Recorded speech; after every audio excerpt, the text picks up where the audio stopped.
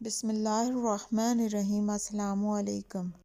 شب بارات کے وہ وظائف جن کو پڑھنے والوں کے دل کی مرادیں پوری ہو جائیں گی۔ ماہ رمضان کے علاوہ اسلام میں ماہ شعبان کے روزوں کی فضیلت اس بات کی گواہی دیتی ہے کہ شعبان کا مہینہ عبادت اور نجات کا مہینہ ہے۔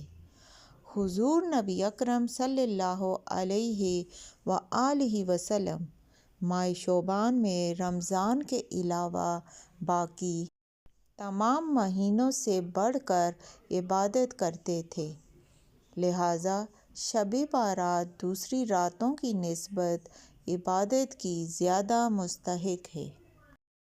حضرت عبداللہ بن عمر فرماتے ہیں کہ 5 راتیں ایسی ہیں جن میں دعا رد نہیں کی جاتی: جمعہ کی رات، رجب کی پہلی رات، شعبان کی 15ویں رات، دونوں عیدوں کی راتیں۔ شب بارات ایسی مبارک رات ہے جب اللہ عزوجل آسمان دنیا پر جلوہ افروز ہوتے ہیں اور اس رات زندگی اور موت اور نجات و مغفرت کے فیصلے ہوتے ہیں۔ اس رات اجتماعی طور پر خشوع و خضوع سے گھروں اور مساجد میں عبادت کرنی چاہیے۔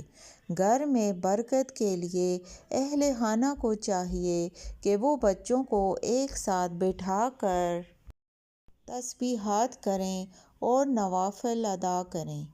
جو بندہ رزق، روحانیت، بندش اعمال و سحر، ترقی، روزگار، شادی بیاہ میں تاخیر سمیت ایسے مسائل سے دوچار ہو تو اس سے صدقِ دل سے معافی مانگنی چاہیے۔